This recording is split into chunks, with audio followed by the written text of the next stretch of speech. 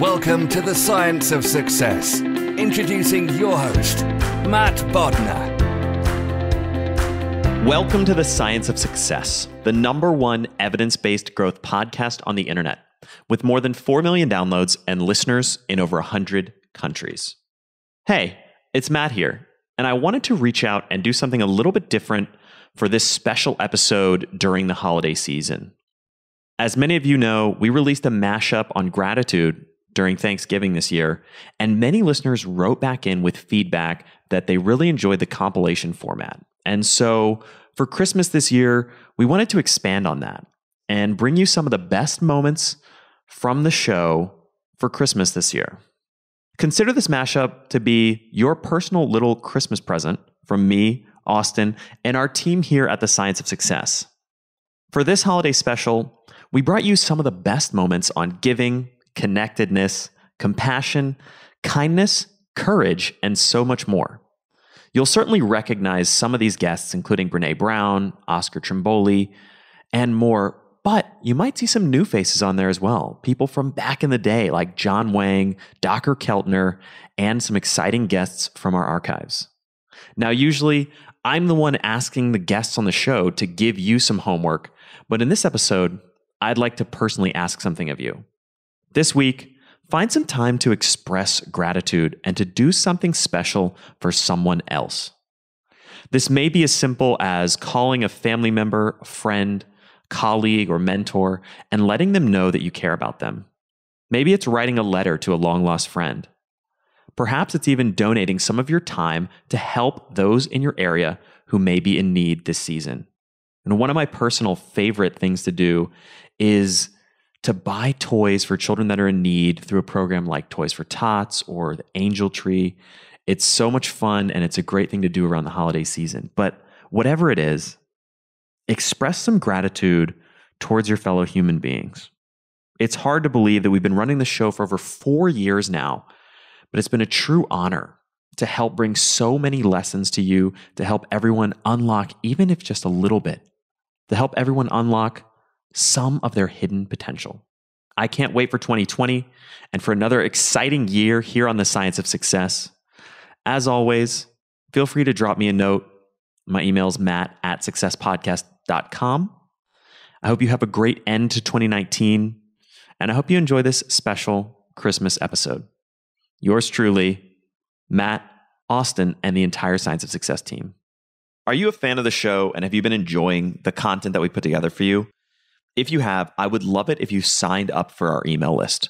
We have some amazing content on there, along with a really great free course that we put a ton of time into called How to Create Time for What Matters Most in Your Life. If that sounds exciting and interesting, and you want a bunch of other free goodies and giveaways along with that, just go to successpodcast.com. You can sign up right on the homepage. That's successpodcast.com. Or if you're on your phone right now, all you have to do is text the word SMARTER, that's SMARTER, to the number 44222. We sat down in a previous episode with our past guest, the legendary podcaster Dan Carlin, to uncover how we can make sense in today's confusing world. If you want to find some clarity in all the chaos and confusion, listen to our previous episode. Now, for our Christmas special. I totally agree. And coming back to the people, the perspective of the people who are in the arena versus the people who are in, as you put it, the cheap seats, it's funny because I have so many young people who are listeners of the show, and I have nieces and nephews who are in high school and college, and they're so scared sometimes to just take the first step. They're so scared to, as you put it, to show up. Why are people so afraid?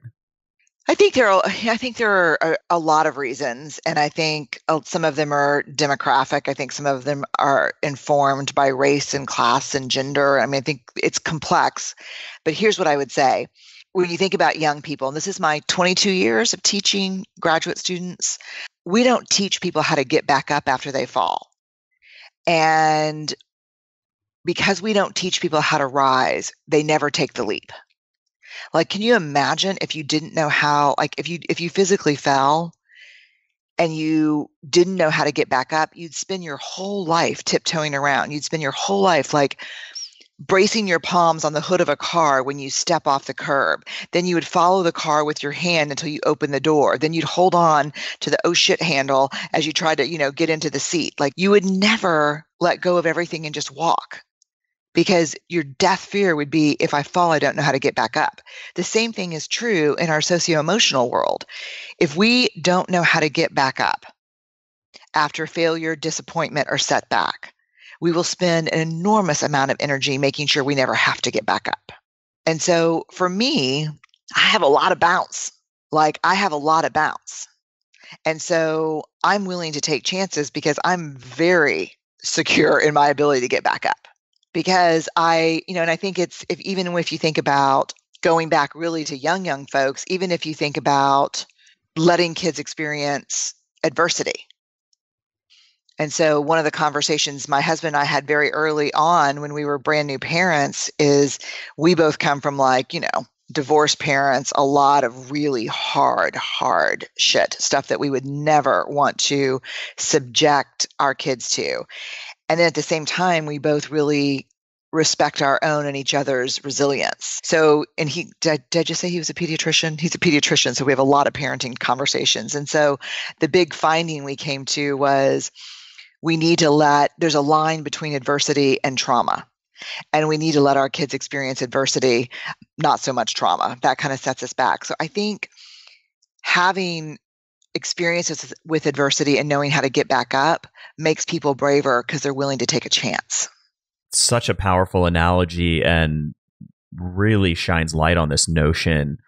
I love the example of walking around with the fear of never being able to get back up, because it so clearly highlights the idea that the truly important skill set is not whether you're perfect at walking, but it's just learning how to get up over and over again.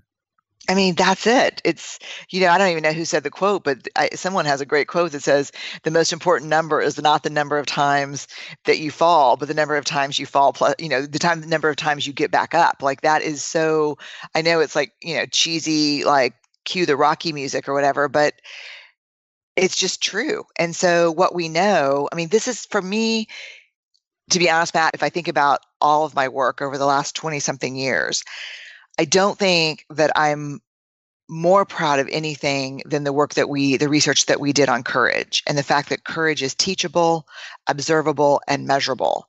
It's 4 skill sets.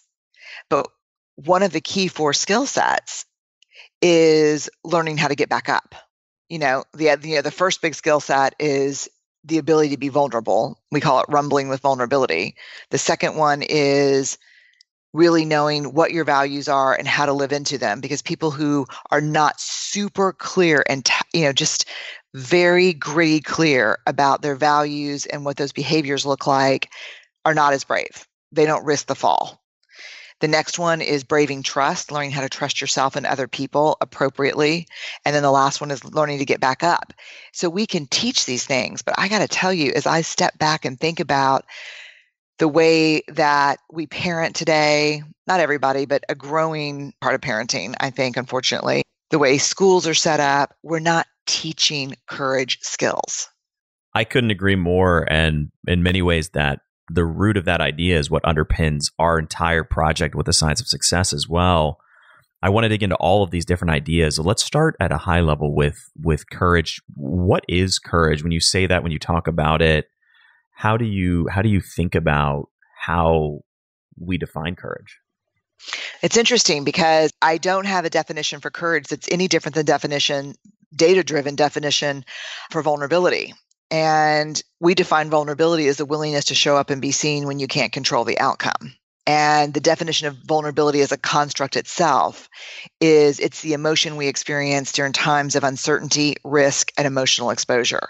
And I spent probably, I don't know, maybe 5 years, because I spend 90% of my time in organizations, big, Fortune 10, big Silicon Valley companies teaching courageous leadership skills. And so I spent so many years trying to convince people of a relationship between courage and vulnerability. And then it got very clear to me one day when I was at Fort Bragg working with Special Forces. And I asked a really simple question, which was, because everyone thinks vulnerability is weakness. Everyone thinks that it's oversharing. Everything's it's soft. So I asked this question: if vulnerability is uncertainty, risk, and emotional exposure, give me a single example of courage in your life, on the field, off the field, other troops, your other soldiers. Give me a single example of courage that you've witnessed or experienced yourself that didn't involve vulnerability, that didn't involve uncertainty, risk, and emotional exposure. And there was just kind of just silence. And you could see these troops, they were just shifting in their seats and uncomfortable. And a couple of them started putting their heads in their hands. And then finally, one guy stood up and said, "Ma'am, there is no courage without vulnerability. 3 tours, there is no courage without vulnerability." And so I think any conversation that we start around what is courage it's the willingness to put yourself out there when you can't control how it's going to go.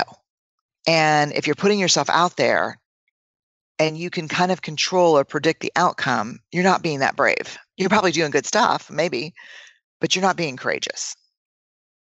I just got goosebumps when you said that. Such a powerful definition. And it's something that's so important. It's such a needed message in today's world, today's society. I feel like so many people stick to their what's comfortable and what's safe, and they're so afraid to step into uncertainty and to step into risk. I mean, it's the special forces soldier, but it's also, the guy sitting across from the person he loves and, thinking, shit, man, I want to say I love you. Should I wait to say it? Maybe I should wait for her to say it first. Okay, you know what? I'm going to be brave. I love you. That's also courage and vulnerability. Yeah, that's a great point. It's not, it spans the spectrum, right? It's these everyday moments of life. And it goes all the way back out to these heroic achievements in the military and beyond. Yeah, I mean, it's the CEO of the startup looking for funding and being turned down, 50 times. It's the 51st time. That's brave. Like, that's courageous. That's vulnerable. And so this mythology that vulnerability is weakness, it's just there, we just crossed the 400,000 pieces of data mark, which was a big mark for us.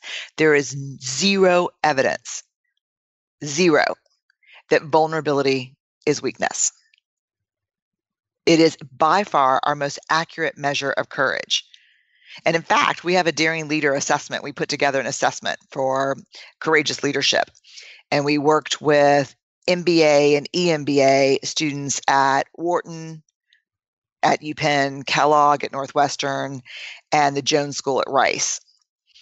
And we spent 3 years putting together this instrument, making sure it's valid, reliable. And basically, it's as simple as this. I can tell you how brave you are by measuring your capacity for vulnerability. It makes perfect sense, because if you're afraid to be vulnerable, by definition, you're coming at that from a place of fear and scarcity. Yeah, and I mean, I love the fact that you just said everyday scenarios, everyday situations. Like, I didn't know how this podcast was going to go.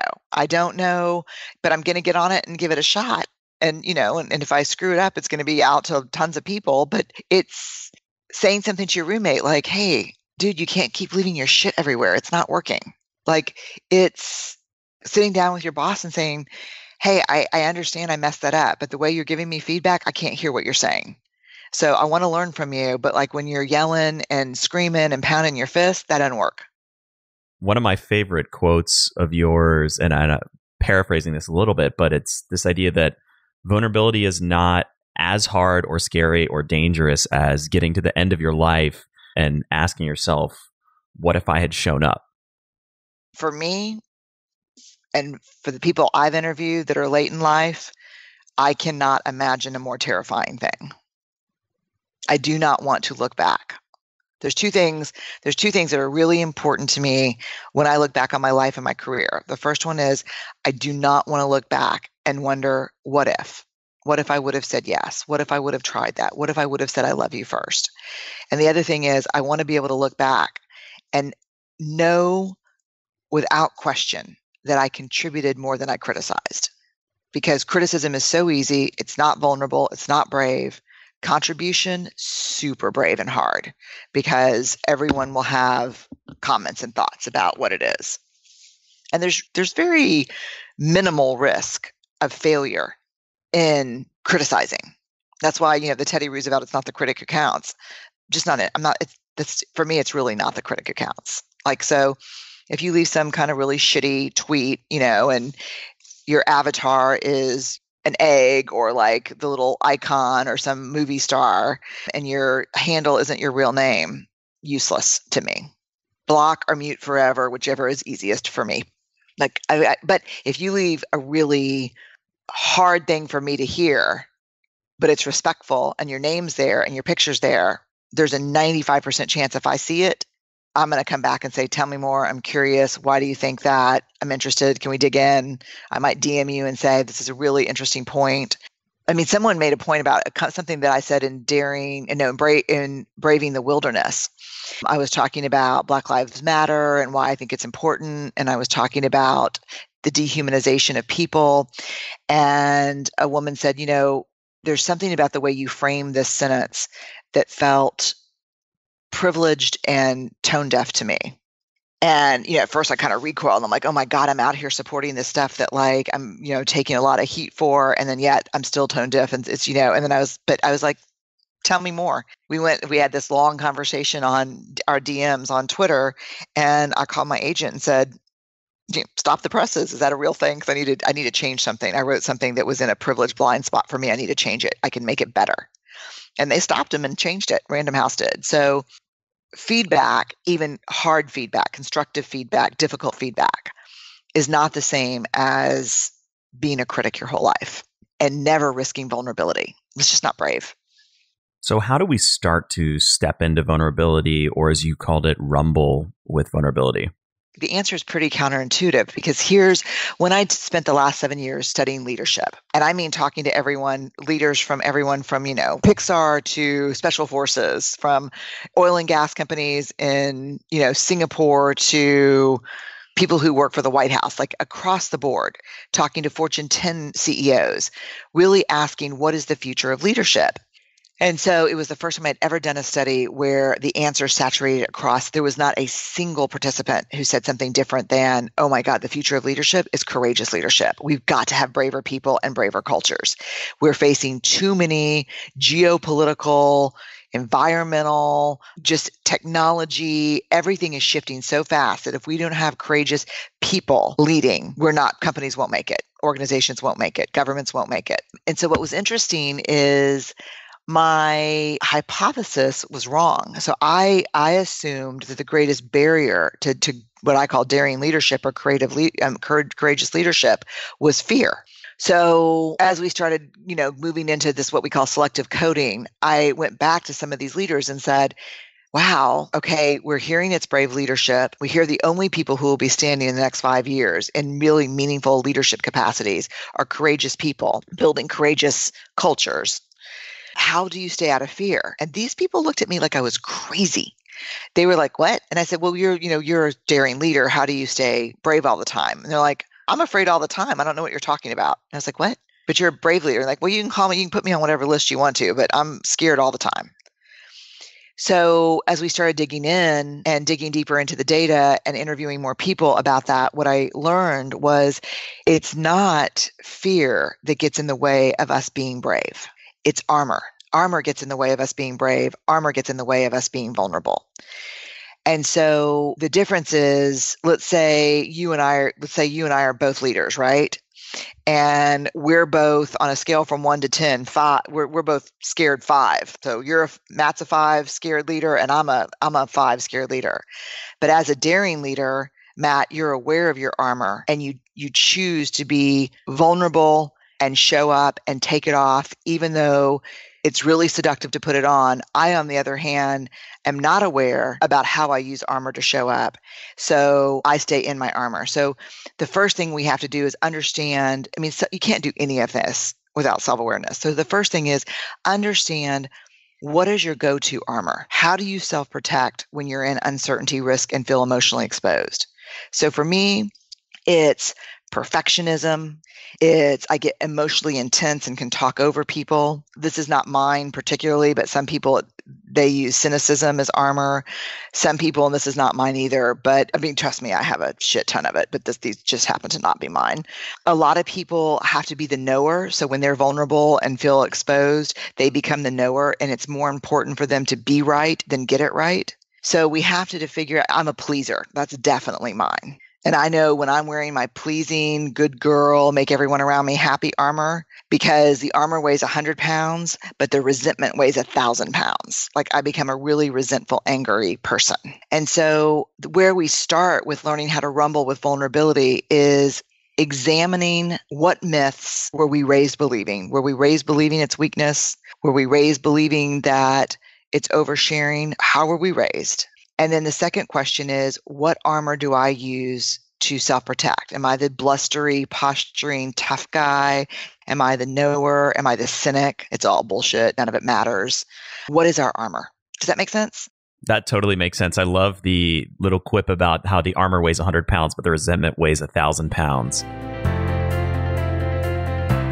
Definitely. So you kind of touched on it, talked a little bit about the band. Just to kind of reiterate, what is the One Kindness Challenge itself? It's actually a really simple thing. Now, at the end of the day, I mean, like I said, we all want to do kind things. We all realize the power behind kindness, but it's easy to forget, right? Even right here with us, right, Matt? Like you could think of a time where you've done an act of kindness. It could be recently, or it could be from a little while back ago. And I want you to just picture that. Just picture what it is that you've done, or picture what it is that even you've seen somebody else do, and how that made you feel, right? How that experience felt. Like just take a moment, just really immerse yourself in that memory. And how did that make you feel? What are the feelings that you're going through? What are the experiences that you're going through in your body? And in that moment, even just now, when you're remembering it, when you're picturing yourself there now, what you're experiencing could be one of a few things. And maybe you're experiencing some level of warmth, like a warmth that's sort of starting up in your chest area. And it could be feeling like this like calmness and serenity and happiness. So what is happening there is that your kindness is actually triggered by this thing called the vagus nerve, which is right at the base of our brainstem. And the vagus nerve basically controls things like your digestive tract and your bodily functions, but more importantly, it controls your heart and your heart rate. So this has sort of been linked in a lot of ways, the vagus nerve, to empathy and feelings of sympathy and empathy, which is why a lot of times when you see somebody, do an act of kindness, you get that same feeling as if when you were doing it yourself. If you ever watch those videos, you can go in these great series of videos that are made by, I think, like a Thai insurance company. And one of the videos has this guy just going around doing these daily simple acts of kindness. And he's just going around and he's like, helping people do things like water plants and like helping old ladies cross the street, helping like street vendors, giving some money away to somebody who's perhaps living on the street and not as, fortunate as he is. And he's not a rich man or anything like that. He's no Bill Gates. He's no like Elon Musk or some great philanthropist. He's just some guy who's trying to make people's lives better. And every time I watch that video, I get that same feeling. I want to tear up. I just feel like this amazing sense of like joy and everything like that. So what I'm experiencing, what you're experiencing in that moment, when you're watching that, when you're feeling that, when you're remembering that, is that you're getting a hit of dopamine and you're getting, this hit of oxytocin in your body where, that level is going up and you're feeling, what scientists have now called the helper's high. It actually is kind of a high because you really do get this thrill from it. So our goal with the movement is very, very simple. We're trying to get as many people doing a daily act of kindness. And like I said, it doesn't matter if you're doing a massive act, like, I'm going to go out and help build a shelter, build a hospital down in Peru. Or if you're doing something extremely simple, which is just like, I'm going to open a door for somebody. I'm going to help that lady, in the parking lot with her groceries. I'm going to go up to someone and say, hey, listen, I just want to say, I really appreciate you and what you've done. Or you write a note of thank you to my old high school teacher or my old friend who once helped me. And I never really got to really express that. All of those counts as acts of kindness. And the funny thing about that is that as it turns out in these studies, there's not a massive difference between the size of the work that we do, but there is a massive difference in the consistency, which is to say, if you do one act, like let's say you do one massive act, in one day, and then you don't do anything again for like 6 months. The effect of that is not anywhere nearly as powerful as if you were to do, let's say, like 21 days of these small little acts, which is why we tell, the people who are part of our movement to say, look, you can participate in this. We hope you participate in it forever, because what an amazing thing you'll be doing for the world. But, at the very least, like try it for 21 days, like do it once a day for 21 days and see how it makes you feel. And I can guarantee you it will change your life. It would change the way you see the world. It would change the way people look at you, which is, another thing we'll talk about, which is actually kindness makes you look more attractive to the opposite sex and to other people, which is great. But it would change your lifestyle. It would change how you feel.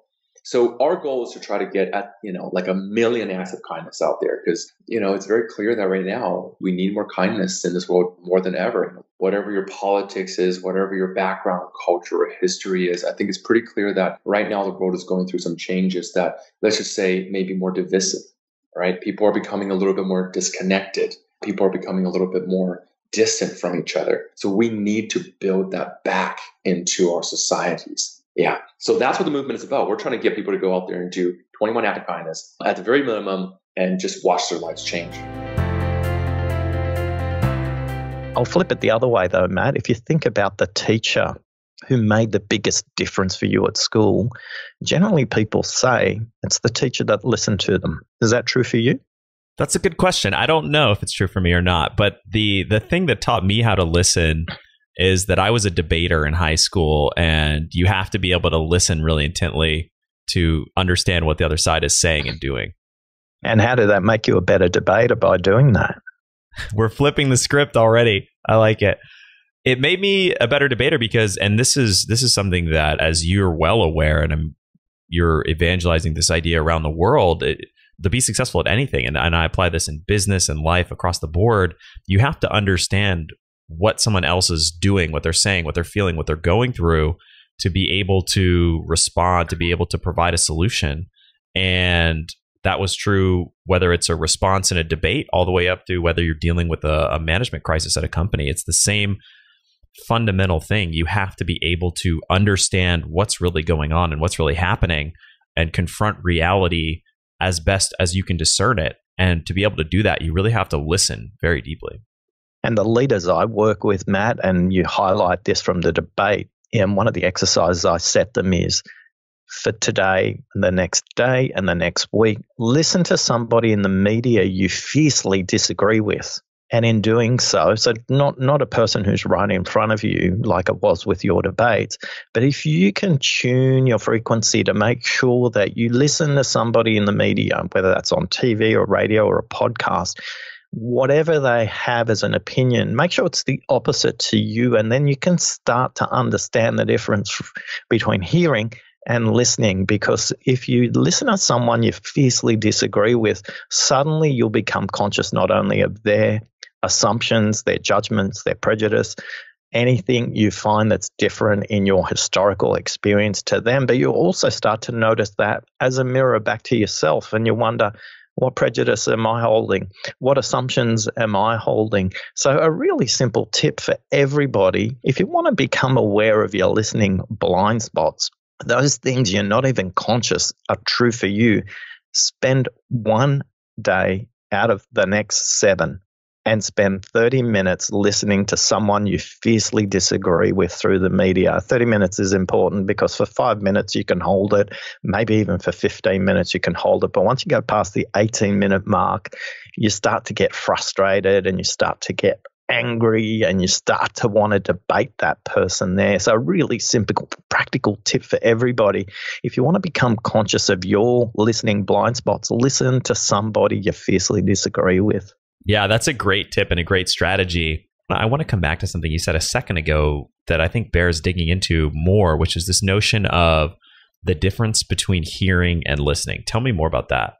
So we all hear. In fact, the very first skill we learn inside our mother's womb at 20 weeks is to distinguish our mother's sound from any other sound, Matt. At 32 weeks, you can distinguish Beethoven from Bon Jovi from Beaver. And the minute we come into the world in very active birth. The moment you scream is when the clock starts. That's when you're on your birth certificate. The time of your birth is defined by the time you scream. So we spend the rest of our life screaming to be noticed. And yet the very last thing that leaves us as a skill when we pass away, when I interviewed a couple of palliative care nurses and doctors, is hearing. Hearing is listening to sounds. In fact, while you sleep, you can hear. It's really important that you hear while you sleep because it's part of our survival instincts. But listening is the ability to make sense of what you hear. The difference between hearing and listening, I always say, is the action you take. Nothing is more frustrating when you have a conversation with somebody and you nod and you commit to do something and you don't do it. And the next time they come back, they go, "How did you go with that?" And you go, "Oh, I forgot." And then they interpret that as, "Well, you heard what I said, but you really didn't listen." So for most of us, listening is about making sense of what we hear. Deep listening, on the other hand, is helping the person who's speaking to make sense of what they're saying, because too much of listening is fixated on ourselves and understanding what we need to do to make meaning of what they're saying. That's handy, but a really powerful listener helps the person speaking make sense of what they're saying, not just you make sense of what they're saying as well. So most of us, and in the 80s and the 90s, they had this amazing movement called the active listening movement, which is focus on the speaker, notice what they're saying, nod, use nonverbal affirmatives like or tell me more as an example. But the reality is all that's helping you to do is helping you to listen is interesting. Helping them to listen to themselves is even more important. Matt, there's 3 parts of neuroscience I'd love everybody to understand before they leave the podcast today. And if you were only taking one note, this is the note I'd be taking. If I got run over by a truck, and I hope that one thing I pass on to the world is these 3 numbers. I speak at 125 words a minute. You listen at 400 words a minute. And I think at 900 words a minute. And we're going to deconstruct each of those numbers. So this is the maths and science of listening. It's the neuroscience of listening. If I speak at 125 words a minute and you can listen at 400, Matt, you're going to be distracted. You're going to fill in the gap. I'm going to sound boring. And there's 300 words you're going to fill in your head because you can. If you want to try this out, just turn the podcast up to 2 times speed and you'll still be able to make sense of what we say. Blind people can listen at up to 300 words a minute because they've trained their mind to do that. For blind people, the speed at which they can listen increases their ability to literally see their environment around them. So if I can speak at only 125 words a minute, a horse race caller or an auctioneer can speak at up to 200 words a minute, you can still make sense of that. But we're all programmed to be distracted. And again, it's happening for you right now. I'm not speaking fast enough and you're filling in the gaps for those 300 words that I'm not speaking fast enough for you. And it gets worse. If you're on your cell phone and you're sending a text message or a WhatsApp message or anything else on that phone, it's impossible for you to notice what I'm not saying. It's impossible for you to notice my body language. But here's the frustrating thing for me as the speaker. I've got 900 words stuck in my head. And I can only get 125 words out at any one time, Matt. So the maths is really simple. The likelihood the first thing out of my mouth is what I'm thinking, there's a 1 in 9 chance or 11% that what I say is what I'm thinking. I'm at the stage in my life that I'm spending more time with a doctor than I'd like. And if they said to me I got an 11% chance of surviving surgery, I'd be asking for a second opinion. And the reality is, in a conversation, we should be asking for a second opinion as well, Matt. I want to explore a couple of the things you said. Those are some really interesting stats. Coming back to something you talked about a second ago, tell me about this idea of how do we help somebody listen to themselves? And I might be phrasing that incorrectly, but how do we focus on the other person and the idea of deep listening? How do we help them make sense of what they're saying as opposed to just actively listening to them? Yeah, so the very first place to start is to remember if there are 5 levels of listening, level 1 is not paying attention to the speaker. Level 1 is listening to yourself. You can't be conscious enough to focus on them and their listening if you've got the last conversation that you just had in your head, or the next conversation, or the fact you've got to go to the gym later on this evening, or the fact you've got to sort out something on the weekend, or you've got a dinner party, or you've got a birthday party, and you've got all this noise going on in your head before you even get to the conversation. It's impossible for you to help them listen until you listen to yourself. You need to be an empty vessel in the conversation so you can focus on them. But a lot of us come into the conversation as if we jump into the passenger seat of a car and forget to put our own seatbelt on. We're driving away in the conversation, and all of a sudden, if they slam the brakes on, you're going to go through the front window because you're not in the same swim lane as they are. You're not in the same conversation. So 3 really quick tips, Matt, to get you centered, ready for that conversation to help them listen to themselves. Tip number 1, switch your cell phone off. Oh, wow, that's kind of crazy talk, I know, but if you're addicted to your phone, which about 86% of us are, just switch it to flight mode then. In flight mode, you can take some notes, but you're not getting notifications coming in. In the data that we've done, 1,410 people, the biggest struggle people have with listening is the distraction of the cell phone. That by far makes up the biggest distraction. If you want to improve how you've listened and you've got the cell phone switched to flight mode or off, here's 2 other tips.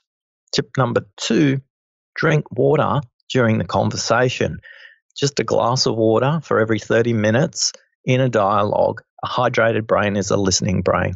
The brain represents 6% of the body mass, but it consumes up to 25% of the blood sugars of the body. It's a really hungry part of the brain. The reality is a hydrated brain can get more blood sugars there faster. Brain that isn't taught how to listen struggles with how to listen. We do a lot of work in the prefrontal cortex when it comes to listening. This is the most modern part of the brain, but when it's untrained, it feels hard. A lot of people say to me, listening makes my brain hurt. And I always say you're doing it wrong if that's how you're doing it. And we'll explain what that means shortly. Tip number 3 is simply this. The deeper you breathe, the deeper you listen. So if you can notice your breathing and deepen your breathing, the more oxygen you can get to the brain, the more likely it is that your brain will perform well on the task of listening. So 3 things before we even start fixating on the speaker is to get ourselves into a state that we're available to hear what they're saying, and more importantly, to hear what they're not saying. And that's where we're going to go to next. But I'm sure that's prompted a few questions for you, Matt. So many different things that I want to explore and so many important themes and ideas. I think the place I want to come back to, those are great tips. And I really love, I want to reiterate or emphasize the point you made about putting your cell phone in airplane mode, and even the idea of actually telling somebody in a conversation, hey, I'm going to put my phone in airplane mode so I can really focus on you in this conversation, is a really powerful gesture. It reminds me of a great story I have to share with you. About 11 years ago, Peter was flying from Seattle, Microsoft head office. He ran about $100 million business for Microsoft. It was not insignificant. You figured this guy's pretty busy. And I was hosting 20 CEOs in Australia in a round table where he would be at the head of the table.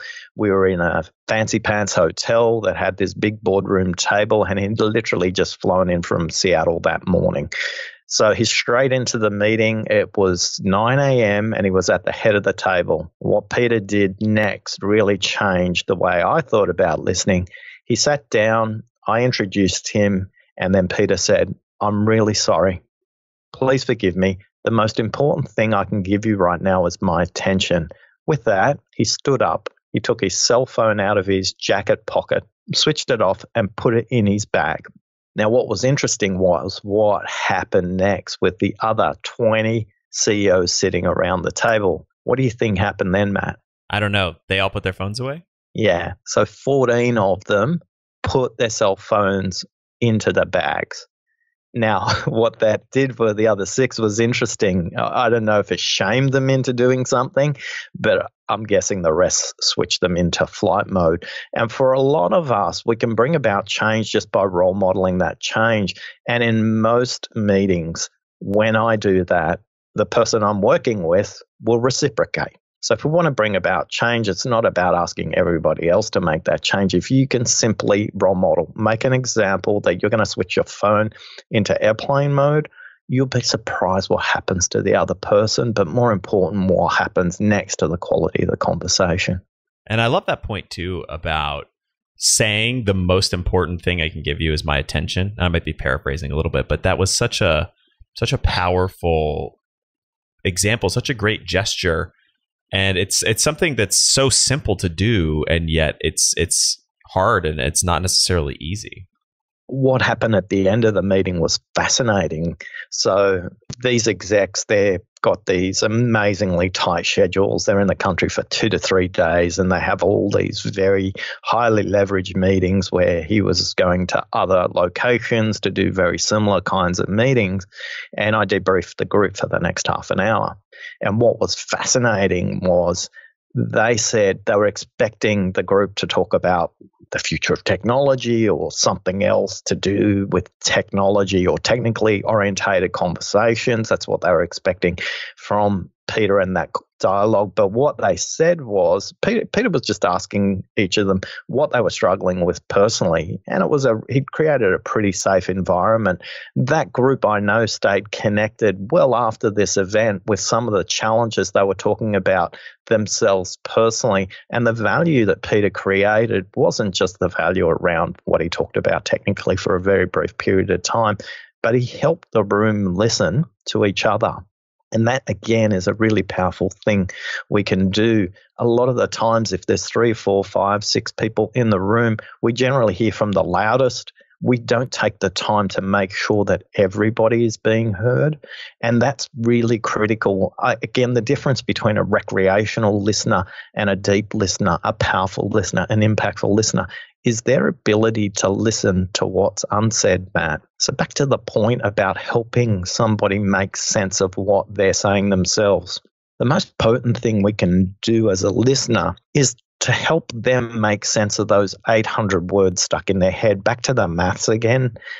I speak at 125 words a minute. I can think at 900. That's an average. Some people can think at 600 words a minute. Some people can think way up to 1,600 words a minute. So on average, we think at about 900 words a minute. So if I say the first thing that comes out of my mouth, unless I'm a great actor who's rehearsed my lines well, the likelihood what I say is what I mean is 11%. You get probably better odds going to Las Vegas and playing the slot machines or going on the roulette wheel. And the odds are going to be much better for you there. So here's a couple of simple practical tips. When somebody says something, treat silence at the end of what they say like it's a word. Listen to the beginning of the word, the middle of the word, and the end of the word. Treat silence like it's another word. And in doing so, what you'll notice is they'll either unpack another 125 words in their head, or they'll pause, might bow their head down a little bit. But if you can remember these simple phrases, what else? Tell me more. How long have you been thinking about this? What else? Tell me more. What else have you been thinking about this?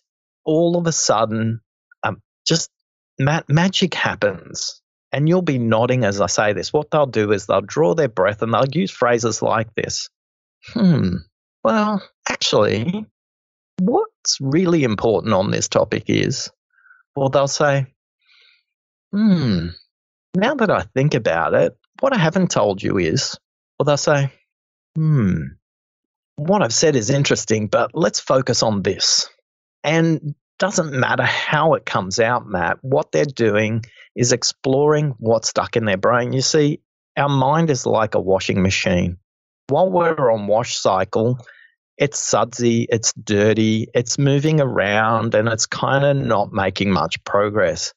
But when we speak, It's like the rinse cycle of a washing machine. It's like clean water is coming into our brain. And as we speak and express this idea, what's happening to the neural pathways and the synaptic connections is they're creating an electronic circuit for the idea to be expressed.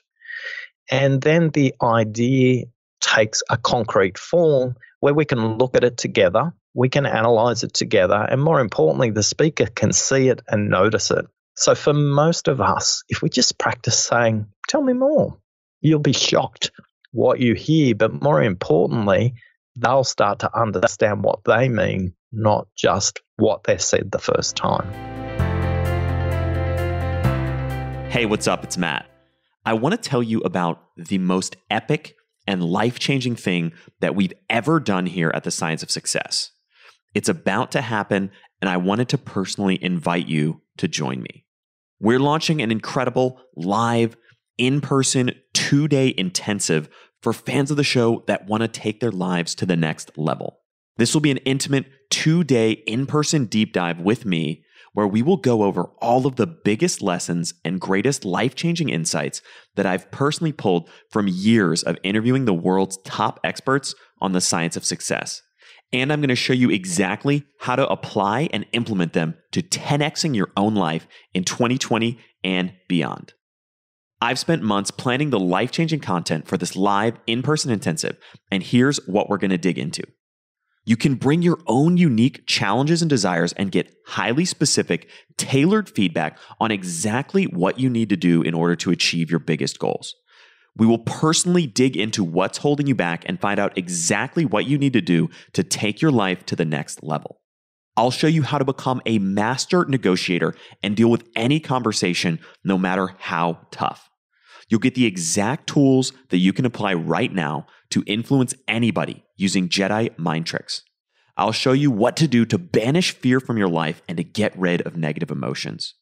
We'll reveal exactly how you can overcome procrastination and overwhelm and increase your productivity by more than 10x. And I'm going to show you how to finally end self-sabotage and overcome what's holding you back. And this is only scratching the surface of the epic things that we're going to cover in this live 2-day event. Here's the most important thing. This is not a listen and learn session. This intensive is an immersive implementation experience where you'll walk away with a comprehensive model to take your life to the next level. After these 2 days, you'll have a tailored blueprint to see massive results in your productivity, your happiness, your influence, your creativity, and ultimately in achieving your biggest goals. Because I want to make this a truly amazing experience, and I want to give tons of personal one-on-one interaction and engagement with every single person who attends. There's only 15 seats available for this intensive, and seats have already started filling up. I am personally committed that for every single person who attends this live intensive, that I will help you create massive results in your life, and I will do everything that it takes to make sure that you have an incredible experience and get the maximum amount of value possible. To find out more and to grab your seat for the intensive before it sells out, just go to successpodcast.com/live. That's successpodcast.com/LIVE to find out all the information. The intensive is going to be here in Nashville on January 27th and 28th. All the details and logistics are available at successpodcast.com/live. Grab your seat now. I cannot wait to see you and hang out with you and take your life to the next level here in Nashville in January. successpodcast.com/live. Grab your ticket today. So getting into the data a little bit, Sure. What does the science say? Again, it's one of the big things on this podcast. We like to kind of be data driven. What does the science say about how to acquire power? It's so funny, Matt, when, I think a lot of people, maybe many of your listeners, like if you ask them, all right, be honest, do you want to have power? They'd feel a little bit uneasy or queasy, right? Like, oh, I don't want to grab power. And in a way, that's because we think of power as Machiavellian. I really define power as your ability to advance the greater good, to alter the states of people around you and make them do good work. And I think that fits a lot of different social scientific definitions of power that you could apply at the international level. So that begs the question of how we gain power. And this is where I was really surprised in writing The Power Paradox about how much we've learned to answer this question in the scientific literature. So we gain power, for example, by really listening carefully and really taking in the wisdom and thoughts of other people around you. You know, Abraham Lincoln, in the historical accounts, was a great practitioner of this art of just empathy, listening, hearing people well, gaining collective wisdom actually gains you power. Another way we gain power is, to put it really simply, by being kind and pro-social. In hunter-gatherer societies, there's a prize-winning essay that summarizes who are the leaders in 48 hunter-gatherer societies living for 200,000 years in the conditions of our social evolution, that really in which our social structure started to take shape. And Christopher Bohm observes it's really the person who's fair, impartial, humble, and kind, right? So studies are starting to show, for example, in the competitive altruism literature, that if I share, if I'm kind, if I express gratitude, for example, in the work of Mike Norton at Harvard, in social networks or organizations, people will respect me more. They'll give me status, and I'll have power and influence. So I think in a way, we're returning slowly, with a lot of exceptions in the world, to our evolutionary roots of power being founded in kindness and empathy and being fair and humble. You seem shocked. Oh, definitely. I mean, I think it's a very counterintuitive finding. If anything comes to mind, I'd love to maybe hear one or two examples from the research kind of about how you came to that conclusion. Yeah, so let me give you a couple examples, and I think, these are just scientific tidbits out there because I've been speaking in really broad terms. So, what studies find, for example, is that if you're able to read other people's emotions well, and in The Power Paradox, this book, I present a couple of fun tests of like reading emotions from people's facial expressions or drawings of emotion. If I can empathize in that way, I actually rise in financial analysis firms, right? I gain more power. If I'm a school kid and I'm in 7th grade and I'm facing the Lord of the Flies politics of the playground, and I know how to read people's emotions well, just detecting emotions in their facial expressions, once again, I gain social power. If I am working on a team, this is a recent study from MIT by Woolley and colleagues, I'm working on a team, we got to solve some hard problems, and I'm listening carefully and asking good questions, really simple practices. My team does better and I gain power, right? So these are all specific examples of how, this counterintuitive notion that just being good to others actually gets me power. Here's a final example of Adam Grant and Francesca Gina. If I'm a manager and I am trying to get people to do things and I simply say, thank you, right? I express gratitude. Those people are more productive and enhance my influence and power. So there are a lot of new findings that tell us, that Machiavelli was wrong, that the pro-social tendencies are pathways to power. I want to unpack a lot of these different pieces. I definitely want to dig into this idea that the mind is embodied and also relational. I want to talk about 3-pillar training. I want to talk about the wheel of awareness. Before we get into any of those, to contextualize this a little bit more, I want to hear your story about your experience in Namibia. Yeah. Wow. Well, our institute is called the Mindsight Institute. And, for years when I was in medical school in the 70s, I noticed that my teachers didn't sense the mind, and that is, they treated people like, bags of chemicals. It was very strange. And I dropped out of school for a while. And before I came back, I made up this word mindsight for how we see the mind. So you have physical sight where you see things like chemicals or the body or whatever. But then there's mindsight. It's a different system, So flash forward many years, we became very interested here at the Mindsight Institute as to whether other cultures that represent in some ways not the influence of contemporary culture, would they have words that try to communicate about the inner nature of our subjective experience, what we're aware of. So that would be how you'd look at the insight capacity of a person to have mindsight, and then how they would use that for empathy. These are two of the three aspects of mindsight. So mindsight is insight into your own mind, empathy to understand the mind of another, and integration. The third thing is to honor differences, promote linkages. So it's basically kindness and compassion and love, really. So we went to Namibia because there was some reason to believe that genetically some of the ancestors of the group that was originally the Homo sapiens, who were the originators of all human beings, were there in Namibia. There's some other views these days, but that was the line of reasoning then. So we went to Namibia, and we went out to different tribal groups, and we had the good fortune of being able to have a translator with us and interviewed the villagers to see if they used mindsight language. And indeed they did.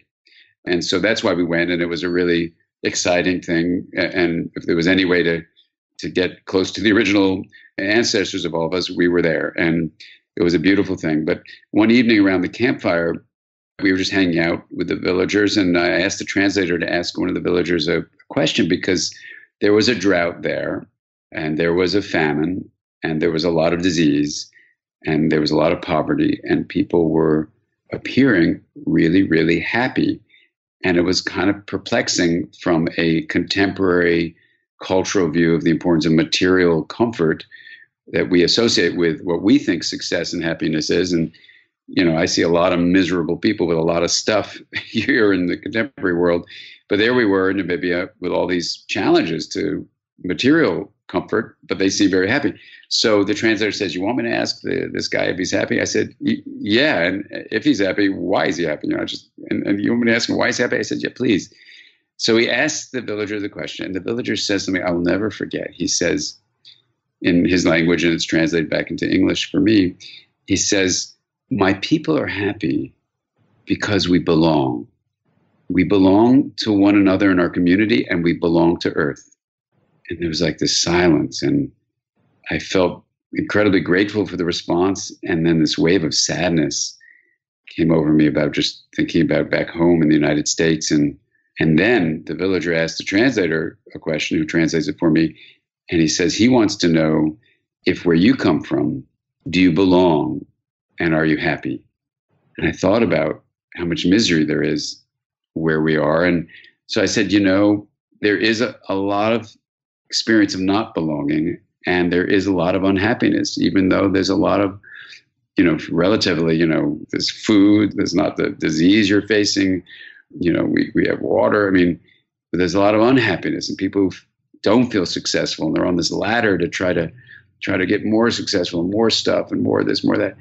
And we just all stared at each other. And that moment has really stuck with me. And the whole notion of belonging relates directly to what we're talking about, the mind being both embodied and relational. And it raised for me back then, when I was in Namibia, it's a question, but it's really like an emotional question kind of thing. Like, what is the self?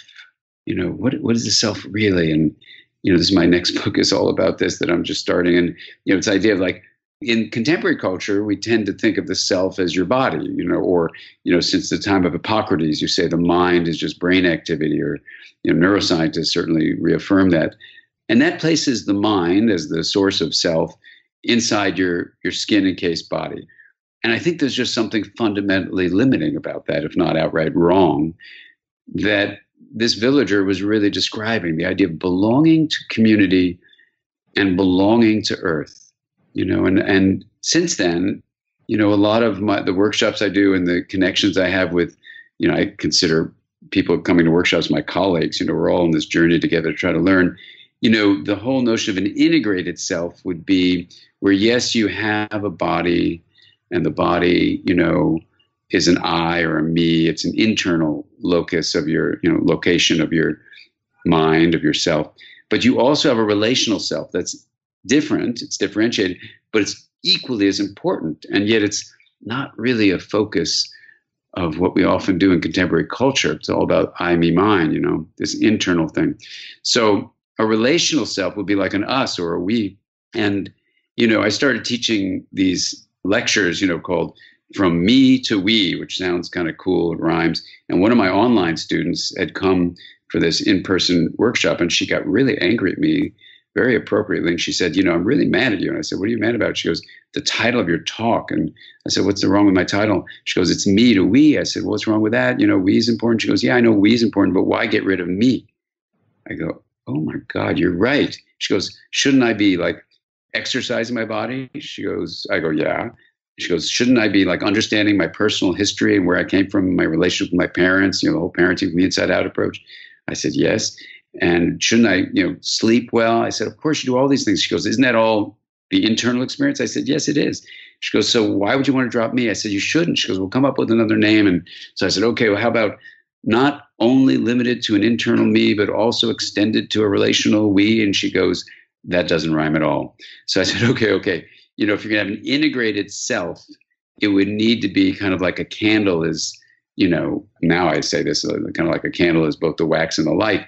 You're going to be the wax of your body as a me, but the light of your relationships, which is a we. So, if you're going to integrate that, you maintain both somehow. So me plus we equals mwe, I said to her, and she was very excited about it. So I've been using mwe, MWE, as the simple 3-letter word. We've been getting all sorts of other foreign languages, foreign from English, other languages to come up with their own version, like Yonos in Spanish and things like that.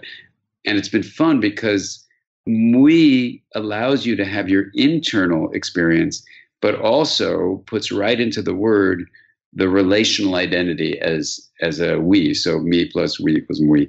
So that's what came from Namibia. I was realizing that, belonging, not just fitting in, but actually belonging where you're maintaining your me, but you really are part of a we. So you're a mwe is, I think, for me, or from we, is the way, the belonging lesson from Namibia has, come through in what I'm working on now.